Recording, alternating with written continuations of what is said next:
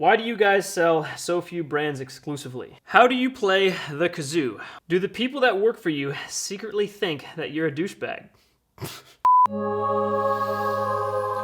Hello, ladies and gentlemen. I am Jeff. I am the founder and CEO of Worldwide Cyclery, and I am a strange man, and I'm going to answer all of the questions you gave me on YouTube and Instagram. And I promise you will get some entertainment and laughter, some mountain bike knowledge, and some business knowledge out of this. Let's go.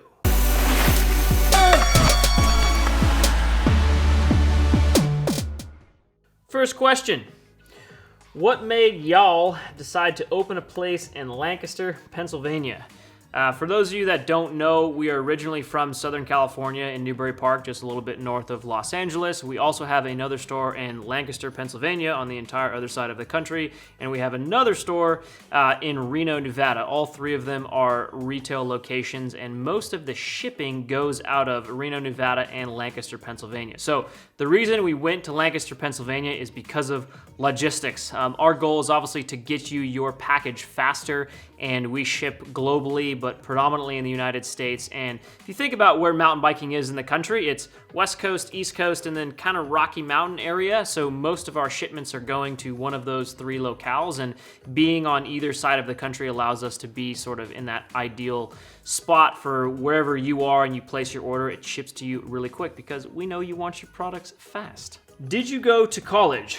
No, I did not. Ironically, the first time I stepped foot in a college classroom was to be there as a guest speaker to talk about marketing and entrepreneurship and business. So I didn't go to college. I actually didn't really make it through the last 2 years of high school. I ended up taking what's called the CHESAPE, the California High School Proficiency Exam. Slightly better than a GED, I was told. I wasn't really the best school kid. I was kind of just daydreaming about bikes and other various things all day and not really that cooperative. But by the time I was 18, 19, 20, I got just kind of more into the business side of things. I got kind of bored of racing bikes and breaking bones and more interested in the bicycle industry, and had worked at a local shop, and then just went onto this Google machine where you can basically learn anything if you have the discipline and time to type in questions and actually read what comes up. And I learned all sorts of stuff about business, and then I opened up Worldwide Cyclery at 21, and I didn't know a ton of things. Like, if there's a business owner out there, when I started the company, I didn't even really know at all what a P&L was or a balance sheet. What an idiot! Which is a little crazy when you're starting your own business, but I just figured it out on the whim because all the information you could probably ever want is at your fingertips with a device such as. When will you be able to ship products out as fast as Jensen? I'd order more from you guys, but you take so long. Also, for shorts, as an example, can you lump items together, and when you click it and pick a size, if you search shorts, you have to scroll through way too many items because it shows every size. All right, a lot to unpack in that question. Jensen, yes, they're a great retailer, and they do ship stuff out very fast. They have a bit of a different business model than us, so because we have locations on either side of the country, a good majority of the most popular and in-demand products we keep in stock and ship out really fast. So a lot of people say, wow, you ship amazingly fast, and then some people, they buy a certain kind of more rare thing that we happen to have in an external warehouse, or we source it from a distributor, and it takes a day or so for us to ship it out, and then it takes a little bit longer. And it depends on where you are, right? If you happen to buy an item and your shipping address is in New Mexico, and it happens to be in stock in our Pennsylvania location, it'll go from Pennsylvania. So logistics behind the scene in any e-commerce, right, online retail business are very complicated. Some people are better at it than others. We are always doing our best to try and do that, but we are not Amazon, so we do not ship stuff incredibly fast. But a lot of things we do, so it is tough to figure that out. We are definitely still not, admittedly not as good as Jensen when it comes to being really transparent with arrival and shipping dates and warehousing stuff as they are. A bit of a different business model. But yeah, so hopefully that explains it. It's kind of a complicated answer, and it really varies based on one of the 17,000 products we sell and your shipping address and where we have it in our locations and how fast you're going to get it. So a lot of complexity behind the whole thing. The second question, why don't we lump items together? Very good question. A very common complaint. So our site, because the bicycle world is so complicated with parts and variants and compatibility, it's really hard to stuff everything on one page, right? So imagine a fork. If you have a fork, you have traditionally 3 different wheel sizes, 26, 27, 5, 29. Then you have different travel options. Then you have different axle options, and you might even have different steer tube options. Putting that in a drop-down menu is impossible. There's ending up being a list this long. Some people break them out, right? Like Jensen and competitive cyclists, backcountry, they like to break them out by wheel size and then have the drop-downs a little shorter, but it's still 3 separate pages. The best execution I've seen of it, which isn't consistent, but on a lot of their products, Chain Reaction Cycles has like a multiple selection thing, but it also can get confusing because then you have to make sure you're selected on all the right things before you hit add to cart.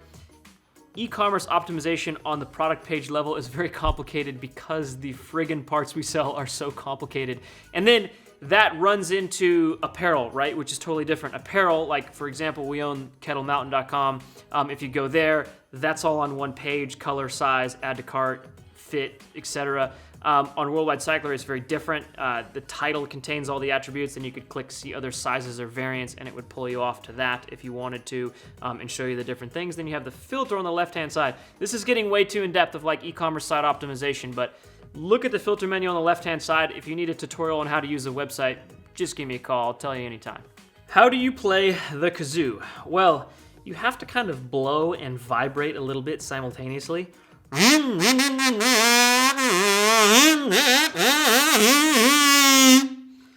Ironically, we sell these things, Worldwide Cutlery and Kazoos. Check it out, link below in the video description. And some people have bought kazoos from us and have emailed us saying they don't know how to play it. And I've actually seen people here in the store pick up a kazoo and go, it doesn't work. You gotta vibrate and blow at the same time, not just blow. Not like, just don't do this. You've already created a great company in the mountain bike industry. Why go into apparel? So that question comes from, obviously we built Worldwide Cyclery, and now we recently acquired, I guess not really recently, a little over a year ago, that's not very recent, Kettle Mountain Apparel, a mountain bike apparel brand that makes very cross-functional and tailored sort of mountain bike gear that works on the bike and off the bike. And we have big plans. We're working on a ton of new designs right now to sort of evolve it even further into the outdoor apparel industry. And why we did that? Because it's fun. I don't know, a lot of the things that we do as a business, and my personal philosophy is just do whatever's fun. I've always really enjoyed apparel, and I've liked that industry, and it fits with everyone in our companies, including my own values, which really revolves around having fun outside. I love kayaking, hiking, rock climbing, various other outdoor activities, not just mountain biking. So yeah, we really just wanted to dive into that world and build another cool, fun, enjoyable company that sort of appeals to a much broader market. And mountain bike industry retail, it has its limitations and its threats as a business. Watch our video on consumer direct bike brands, and I kind of go a little bit more in depth to that sort of business model and why I don't think what we're doing right now is the best thing in 10 or 20 years, which is why I think it'd be better to own our own brands, especially in a larger industry like outdoor apparel. Where did Jeff get the tiny bike? This is a Yeti SB150 that is miniature, and look at the suspension, it works, front and rear. I got this as a gift from Joe Fox, a friend of mine who went on a mountain bike trip in New Zealand with me. Thank you, Joe. This is awesome. I love this. I cherish this. This came from AIS Creative _ miniature bicycle. That's their Instagram handle. Look it up. They make all sorts of different brand bikes that are miniature, and they're rad. They're kind of expensive, but they're beautiful. Do the people that work for you secretly think that you're a douchebag? Let's go ask them. Is Jeff Cayley a douchebag? Completely. I mean, he's like 5 foot tall, so yeah, he's got Napoleon syndrome. Is Jeff Cayley a douchebag? Oh, 100%. Is Jeff Cayley a douchebag?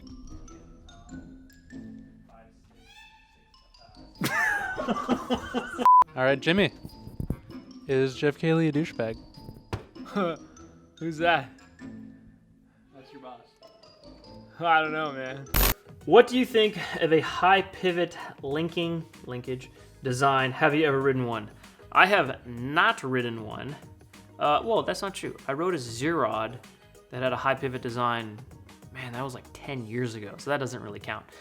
I think it's interesting, and I think it makes a lot of sense, and I think it might become more popular. It has some issues, one being weight, two being the chain can't contact the chainring enough, so you typically need to run a chain guide, the lower part of the chain guide, which reduces pedaling efficiency and adds drag.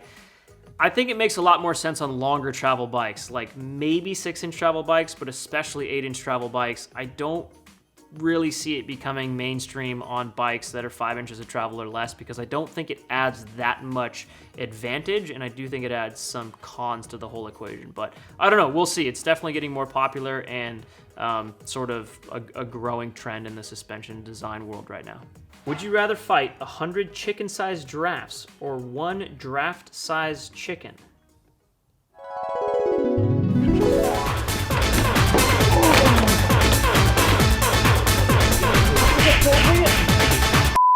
I would say 100 chicken-sized giraffes, because you could probably just kick them if they were trying to attack you. It'd be easier than fighting a chicken that's the size of a giraffe. How do you like the Dissector as a front tire? The Dissector is a Maxxis tire, and I actually really like that as a front tire. I'm running it on this Revel Ranger. I don't think it's as grippy as a DHR2 or a DHF would be in the front, but it is considerably lighter in the same size. So a 2.4 Dissector is lighter than a DHR2, and that's lighter than what's available 2.5 DHF.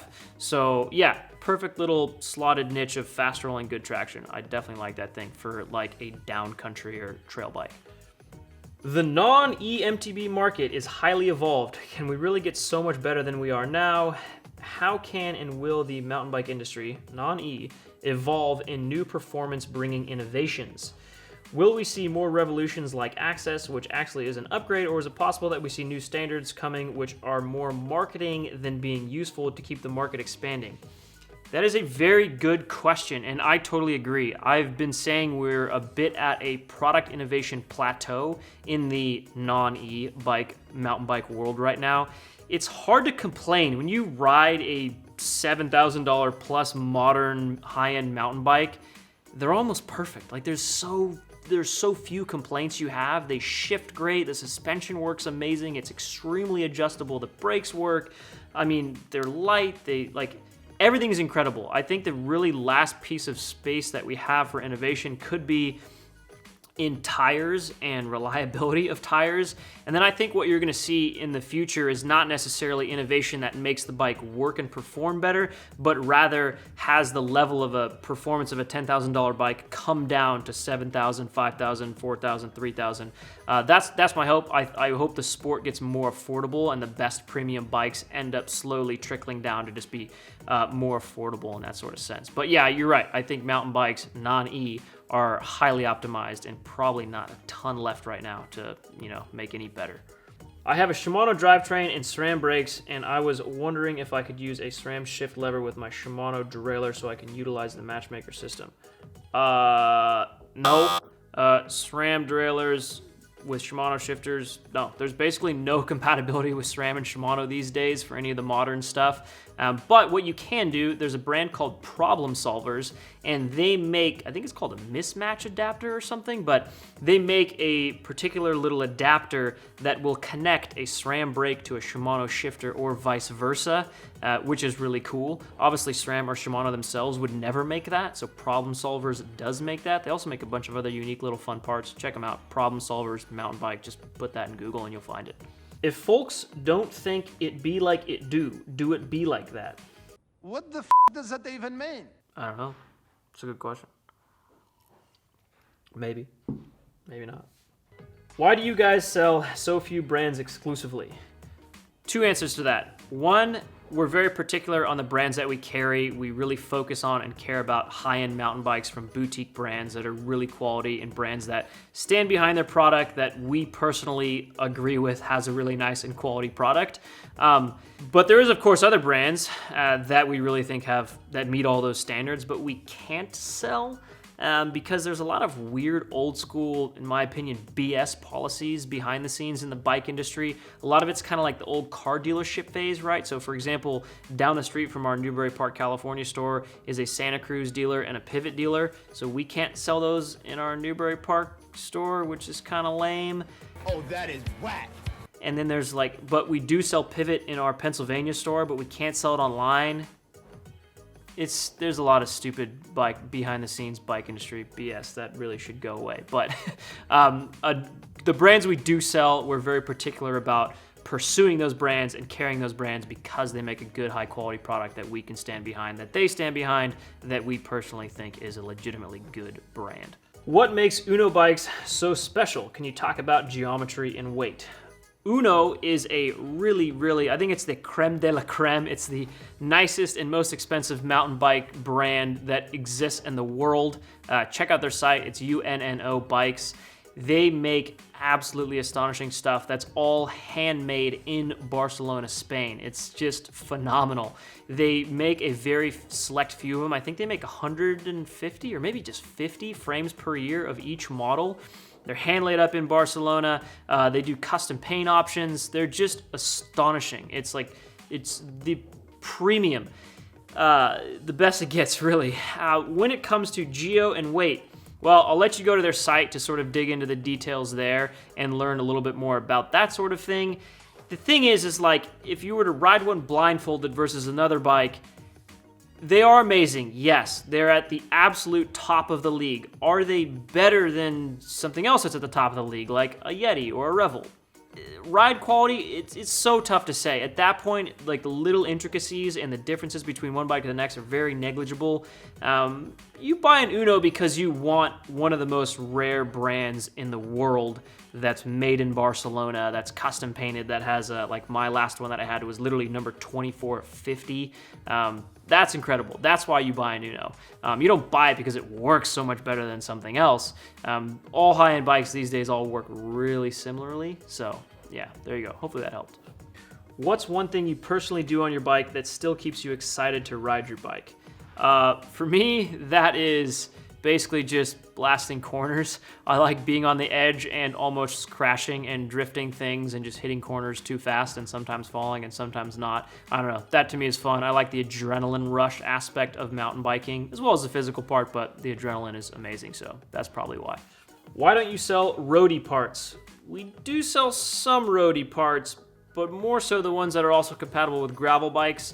Mountain bikers and road bikers are kind of a different breed of human. We're mostly mountain bikers in our stores, and we sometimes ride gravel bikes. I like gravel bikes. Well, my gravel bike's kind of a rigid mountain bike because I put flat bars on it and dropper post, but we have some guys in the company who ride gravel bikes.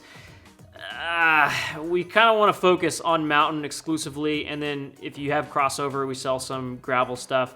Road, it's just a different market. That's not really anything. I don't think any road bikers are gonna, cater to the content we produce or what we do, and we're so focused on mountain bikes that we kind of just stay in our lane there.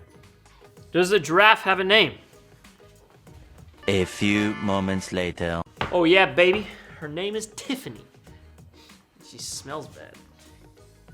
Because she came from a weird place, which I can't say on the internet because it's potentially inappropriate. Next question. Can you play some kazoo for us? I already played kazoo earlier in this video. I'm done. Thank you guys for watching. Hit the subscribe button if you've watched this long. I will give you a hug next time I see you. Well, maybe like a fist bump because it's coronavirus. Oh, Jesus. All right. See you later. Bye.